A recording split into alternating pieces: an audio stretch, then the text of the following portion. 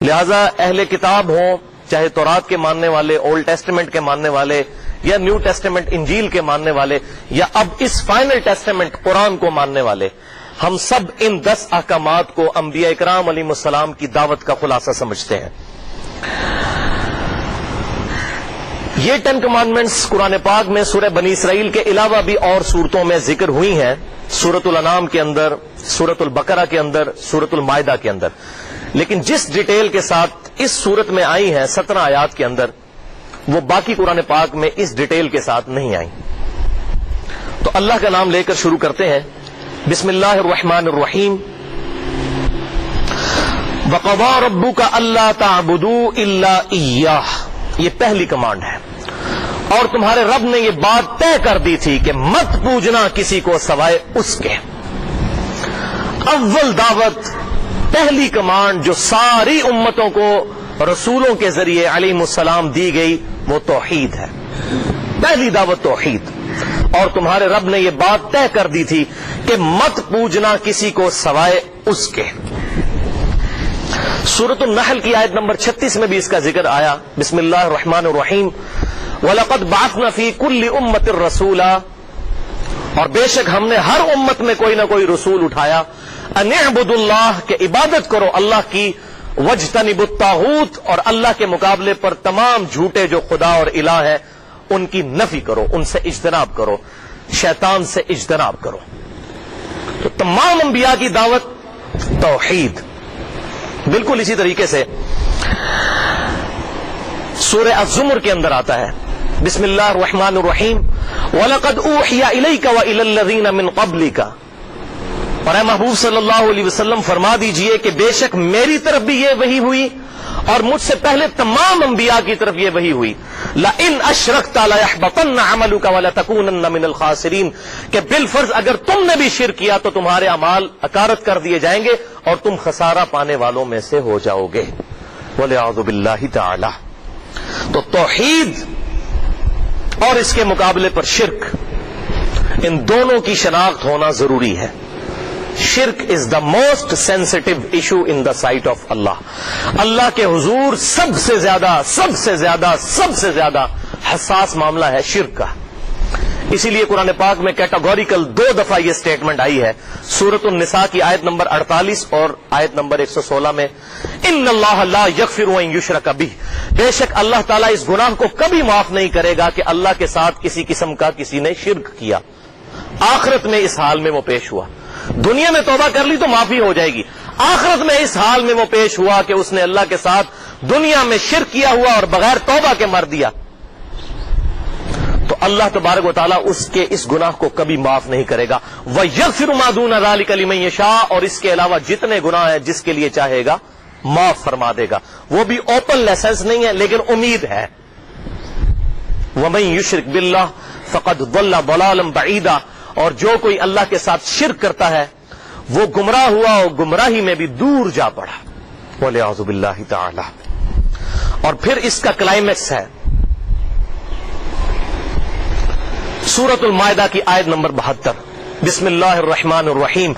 انہ من یشرک باللہ فقد حرم اللہ علیہ الجنہ ومأواہ النار وما للظالمین من انصار، بے شک جس کسی نے اللہ کے ساتھ شرک کیا اللہ نے اس پر جنت حرام کر دی ہے، اس کا ٹھکانہ ہے دوزخ اور وہاں اس کا کوئی مددگار نہیں ہوگا، حتیٰ کہ امام کائنات صلی اللہ علیہ وسلم بھی اس کی کوئی مدد نہیں فرما سکیں گے۔ چنانچہ صحیح بخاری اور صحیح مسلم کی متفق علیہ حدیث ہے، امام کائنات سید الاولین والآخرین شفیع المذنبین رحمت للعالمین سیدنا و مولانا امام اعظم محمد رسول اللہ صلی اللہ علیہ وسلم نے فرمایا، اللہ تعالیٰ نے ہر نبی کو ایک مقبول دعا دی تھی، جو دعا اس پیغمبر نے اسی دنیا میں کر لی، اور میں نے اپنی دعا اپنی امت کے لیے چھپا کر رکھی ہے، میں اس دعا کے ذریعے اپنی امت کی شفاعت کروں گا، اور میری اس دعا کے ذریعے میری ہر امت میں سے میرے ہر شخص کو نفع پہنچے گا سوائے اس شخص کے کہ جس نے اللہ کے ساتھ کسی قسم کا شرک کیا ہوا، اس کو شفاعت نہیں نصیب ہوگی۔ شرک is the most sensitive issue in the sight of Allah. اللہ کے حضور سب سے زیادہ حساس معاملہ ہے شرک کا، اور یہاں پر بھی بنیادی دعوت وہی دی گئی، وَقَضَىٰ رَبُّكَ أَلَّا تَعْبُدُوا إِلَّا إِيَّاهُ، اور تمہارے رب نے یہ بات طے کر دی تھی کہ مت پوجنا کسی کو سوائے اس کے. اور اسی بنیادی دعوت کی طرف پھر سورہ آل عمران میں بھی اللہ تعالیٰ نے 64 نمبر آیت کے اندر دعوت دی اہل کتاب کو, جیوز اور کرسچنز کو. بسم اللہ الرحمن الرحیم قل یا اہل الکتاب تعالوا الی کلمۃ سواء بیننا وبینکم. آؤ اہل کتاب, اس ایک بات پر تو ہم اکٹھے ہو جائیں جو تم میں اور ہم میں کامن ہے. اللہ نعبد الا اللہ, کہ ہم کسی کو نہ پوجیں سوائے اس کے, صرف اس کی عبادت کریں. ولا نشرک بہ شیئا, اور اس کے ساتھ کسی کو شریک نہ ٹھہرائیں. ولا یتخذ بعضنا بعضا اربابا من دون اللہ, اور ہم آپس میں ایک دوسرے کو اپنا رب نہ مان لیں, علماء کو یا انبیاء کرام علیہ السلام کو ایک دوسرے کا رب نہ مان لیں. فَإِن تَوَلَّوْا, اور اگر یہ منہ پھیر جائیں, فَقُولُوا اشْهَدُوا بِأَنَّا مُسْلِمُونَ, تو اے محبوب صلی اللہ علیہ وسلم آپ فرما دیجئے کہ ہم تو یہی گواہی دیتے ہیں کہ ہم اپنے رب کے حضور بے شک سر تسلیم خم کرنے والے ہیں, ہم شرک میں مبتلا نہیں ہوتے. یہ بے شک ہوتے رہے. اللہ اکبر کبیرہ. تو شرک is the most sensitive issue in the sight of Allah. اللہ کے حضور سب سے زیادہ حساس معاملہ ہے شرک کا. تو دیکھ لیں یہاں 10 کمانڈمنٹس میں بھی پہلی کمانڈ اور پہلا حکم شرک کی سینسٹیوٹی کے اعتبار سے آیا. اب شرک کے حوالے سے 2 باتیں جو ہیں وہ بنیادی سمجھ لیجئے تاکہ توحید بھی سمجھ آ جائے اور اس کے مقابلے پر شرک بھی سمجھ آ جائے. وہ ہے سورۃ الفاتحہ کی آیت نمبر 4, جو اللہ تبارک و تعالیٰ نے ہم سے ہر نماز میں عہد لیا ہے. ایاک نعبد و ایاک نستعین, اے اللہ ہم صرف تیری ہی عبادت کرتے ہیں اور کریں گے. یہ پریزنٹ ٹینس کے لیے بھی ہے اور فیوچر کے لیے بھی. وَإِيَّاكَ نَسْتَعِينُ, اور عبادت کی اعلیٰ ترین شکل یعنی دعا صرف تجھی سے مانگیں گے. غائب میں مدد کے لیے پکارنا یہ ہے دعا, اور یہ بھی اللہ تعالیٰ کے ساتھ ہے خاص. إِيَّاكَ نَعْبُدُ وَإِيَّاكَ نَسْتَعِينُ.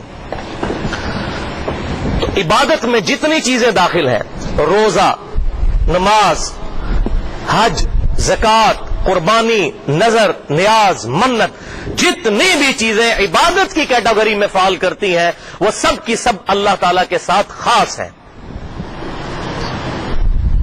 حالانکہ دعا بھی عبادت میں شامل ہے, لیکن غور کریں اللہ تبارک و تعالیٰ کے ڈیوائن وزڈم میں یہ بات موجود تھی کہ سب سے زیادہ شرک ہونا ہے دعا والے معاملے میں.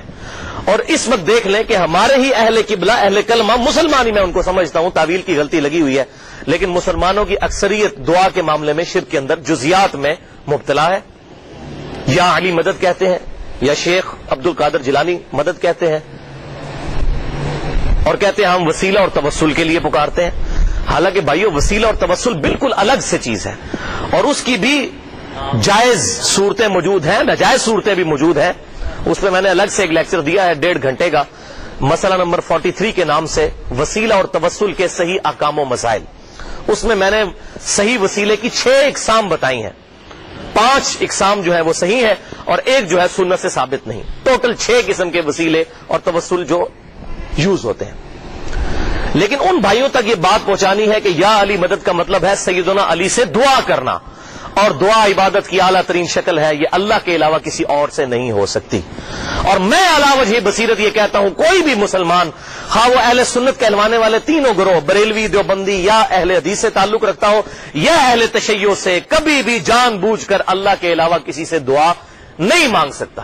اب ان بیچاروں کو یہ پتہ نہیں ہے کہ یا علی مدد کا مطلب ہے دعا کرنا. ان کو یہ بات احسن طریقے سے پہنچانی ہے, اور الحمدللہ میں نے درجنوں سینکڑوں لوگوں تک یہ بات پہنچائی ہے, اور لوگ قبول کرتے ہیں, لیکن پازیٹو انداز میں. اور اس کی آپ مثال ایک سمجھ لیجئے جو میں ان کو اکثر دیتا ہوں کہ بھائیو یہ بتاؤ کہ بارش کون برساتا ہے؟ سب کہتے ہیں اللہ. بارش برسانے کی ذمہ داری کس پر ہے؟ فرشتوں پر. کس نے ڈیوٹی لگائی؟ اللہ نے. اللہ نے اذن دیا فرشتوں کو. اب بارش ہم فرشتوں سے مانگیں گے یا اللہ سے؟ سارے کہیں گے, بریلوی, دیوبندی, اہل حدیث, اہل تشیع, سب کہیں گے جی اللہ سے ہی مانگنی چاہیے, فرشتوں کو نہیں پکارنا چاہیے. کیوں؟ بھائی اذن دیا ہوا اللہ نے، لیکن وہ کہتے ہیں نہیں، دعا اللہ ہی سے مانگنی چاہیے. تو بھائیوں صرف بارش کے معاملے پر نہ رہے، اس کے علاوہ بھی جہاں جہاں پر دعا ہوگی وہ اللہ ہی سے مانگی جائے گی. اپروپریٹ ٹرانسلیشن آف ایاک نستعین ہے اے اللہ ہم غائب میں مدد کے لیے، دعا کے لیے صرف تجھی کو پکارتے ہیں. اگر کوئی فرشتے کو بھی پکارے گا یہ بھی خالصتاً شرک ہو جائے گا. لہذا میرے نزدیک جنید جمشید صاحب نے جو یہ نعت میں اشعار پڑھے، نعت کے ہم بھی قائل ہیں، میں خود بھی پڑھتا ہوں، لیکن یہ اشعار جو ہے شرکیہ ہے. فرشتوں یہ پیغام دے دو کہ خادم تمہارا سعید آ رہا ہے.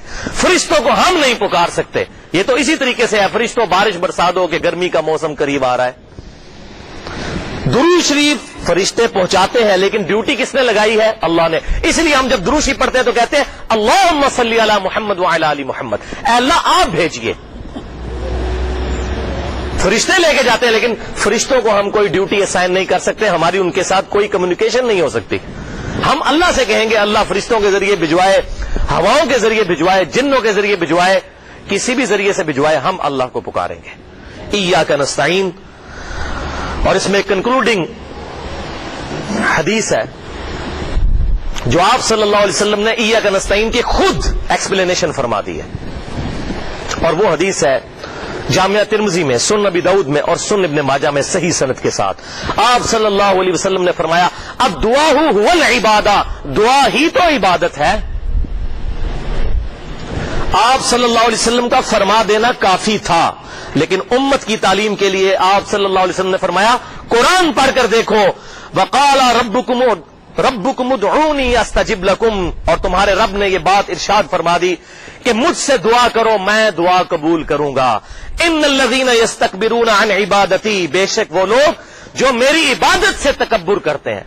بات ہوئی دعا کی اور ساتھ ذکر کیا عبادت کا، اور دعا عبادت کی اعلیٰ ترین شکل ہے. اسی آیت میں آیا کہ جو لوگ میری عبادت سے تکبر کرتے ہیں، یعنی مجھے نہیں پکارتے، سیدخلون جہنم داخرین، ان قریب میں ان کو ذلیل و خوار کر کے دوزخ میں داخل کروں گا. اللہ اکبر. ہمارا رب بھی کیسا شفیق ہے. دنیا کے شہنشاہوں سے مانگا جائے تو وہ ناراض ہوتے ہیں، اور ہمارا رب وہ شہنشاہ ہے جس سے نہ مانگا جائے تو وہ ناراض ہوتا ہے. اے میرے بندو مجھ سے مانگو، ادعونی استجب لکم، اے میرے بندے مجھ سے مانگ میں دعا کو قبول کروں گا.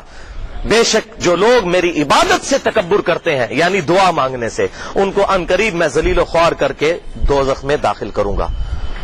تو دعا عبادت کی اعلیٰ ترین شکل ہے. کوئی بھی مسلمان جان بوجھ کر اللہ کے علاوہ کسی اور سے دعا نہیں مانگ سکتا. ہاں یہ بات ضرور ہے کہ دعا کی قبولیت کا ذریعہ درود شریف ہے.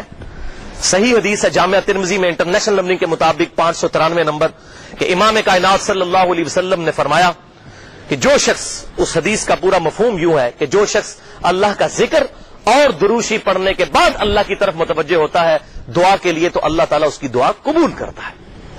تو درود شریف وسیلہ ہے اللہ کے حضور دعاؤں کو قبول کروانے کا. اور یہ جو میں بار بار کہہ رہا ہوں کہ دعا عبادت ہے اور یہ اللہ تعالیٰ کے ساتھ خاص ہے، اس کے ثبوت میں قرآن پاک میں یہ میں نے کئی علماء کو بھی یہ آیت پیش کی کہ یہ ڈیفینیٹ ثبوت ہے کہ اللہ کے علاوہ چاہے کسی کو اذن کے ساتھ پکارا جائے یا بغیر اذن کے، مستقل بالذات مانتے ہوئے یا غیر مستقل بالذات مانتے ہوئے، عطائی مانتے ہوئے یا غیر عطائی مانگتے ہوئے، ہر صورت میں دعا عبادت ہے. اور یہ ثبوت ہے سورہ النمل کی آیت نمبر 62، امن یجیب المضطر اذا دعا، بتاؤ تو کون ہے جو مصیبت میں گھرے ہوئے شخص کی دعا کو قبول کر لیتا ہے. اللہ اکبر. وَيَكْشِفُ السُّوءَ، اور وہ لوگوں سے تکلیف بھی دور کر دیتا ہے. وَيَجْعَلُكُمْ خُلَفَاءَ الْأَرْضِ، اور تمہیں زمین پر عدلوں کا وارث کرتا ہے. تمہارے باپ دادا مرے تو تمہارے ماں باپ کو وارث کیا، ان کے مرنے کے بعد تمہیں وارث کیا. آگے اللہ تعالیٰ نے سوال کیا اس کے ساتھ ہی، اِلَٰهٌ مَّعَ اللَّهِ، کیا اللہ کے ساتھ کوئی اور الہ بھی ہے جو یہ کام کر سکتا ہے کہ مصیبت میں گرے ہوئے شخص کی دعا کو قبول کرے اور اس سے تکلیف دور کر دے. لہذا اس آیت کے تحت اللہ تعالیٰ نے تکلیف دور کرنے والے مشکل کشا کے لیے کہا کہ یہ صرف الہ کی خوبی ہے، الہ کے علاوہ کسی اور میں نہیں ہو سکتی. اب یہ اتنی گفتگو اس حوالے سے کافی ہے اس میں نے ڈیٹیل کے ساتھ 1.25 کی گفتگو کی ہے. دعا صرف اللہ ہی سے، جو اہل سنت پاک.com ہماری ویب سائٹ پر ہمارے یوٹیوب کے چینل 720085 کے تھرو اپلوڈ ہے، اور ایک ریسرچ پیپر بھی اپلوڈ ہے، دعا صرف اللہ ہی سے. اس میں نے تمام اس حوالے سے جتنے خدشات اور اشکالات ہیں ان کو بھی کلیریفائی کیا ہے. لہذا یہ ہماری پہلی کمانڈ مکمل ہوئی. اور یہاں پر میں یہ بات بھی بتا دوں کہ یہ 10 کمانڈمنٹس پہ یہ ہمارا ریسرچ پیپر نمبر 7 بھی چھپ چکا ہے. 10 کمانڈمنٹس، اس میں یہ 10 کمانڈمنٹس لکھی ہوئی ہیں، اور اس کے بعد اس کے آخری پیج کے اوپر جادو ٹونا، وبائی امراض اور قدرتی حادثات سے بچنے کے سنت وظائف بھی لکھے ہوئے ہیں. تو یہ 10 کمانڈمنٹس والا جو ریسرچ پیپر ہے انشاءاللہ آپ سب لوگوں کو درس کے بعد انشاءاللہ افطاری کے بعد مل جائے گا. خود یاد کر کے اس کو لے کے جائیے گا جس سے میں یہ درس دے رہا ہوں.